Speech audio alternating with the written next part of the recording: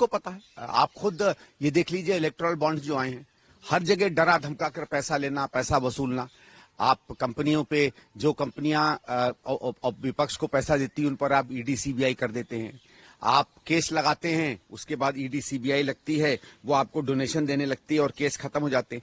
एक नहीं, सैकड़ों ऐसे उदाहरण निकल कर आ रहे हैं। तो न केवल विपक्ष को डराने धमकाने में, बल्कि पैसा कमाने में, पैसा बनाने में भी उन्होंने ईडी सीबीआई का इस्तेमाल किया है। और देख लीजिएगा, इलेक्टोरल बॉन्ड तो चेक का पैसा है, इसके अलावा कैश में और चीजों में कितना किसको जा रहा होगा, इसकी तो कोई था ही नहीं है। तो ये बात तो इलेक्टोरल बॉन्ड्स के बाद तो स्पष्ट हो गई है कि सीबीआई और ईडी का जिस तरीके से दुरुपयोग भारतीय जनता पार्टी ने और नरेंद्र मोदी सरकार ने किया है, ये कोई इमेजिन भी नहीं कर सकता था कि इतना ज्यादा दुरुपयोग सरकारी एजेंसियों का हो सकता है। वो तो सीधी बात है, एवरीबडी नो, सबको पता है। आप खुद ये देख लीजिए, इलेक्टोरल बॉन्ड्स जो आए हैं, हर जगह डरा धमका कर पैसा लेना, पैसा वसूलना।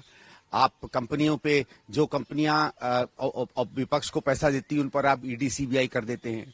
आप केस लगाते हैं, उसके बाद ईडी सीबीआई लगती है, वो आपको डोनेशन देने लगती है और केस खत्म हो जाते हैं। एक नहीं, सैकड़ों ऐसे उदाहरण निकल कर आ रहे हैं। तो न केवल विपक्ष को डराने धमकाने में, बल्कि पैसा कमाने में, पैसा बनाने में भी उन्होंने ईडी सीबीआई का इस्तेमाल किया है।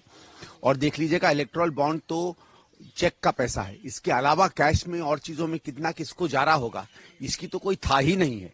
तो ये बात तो इलेक्टोरल बॉन्ड्स के बाद तो स्पष्ट हो गई है कि सीबीआई और ईडी का जिस तरीके से दुरुपयोग भारतीय जनता पार्टी ने और नरेंद्र मोदी सरकार ने किया है, ये कोई इमेजिन भी नहीं कर सकता था कि इतना ज्यादा दुरुपयोग सरकारी एजेंसियों का हो सकता है। अगर आप ये वीडियो YouTube पर देख रहे हैं तो हमारे चैनल को सब्सक्राइब करें और बेल आइकन को दबाना ना भूलें। अगर आप Facebook पर ये वीडियो देख रहे हैं तो हमारे पेज को लाइक करें।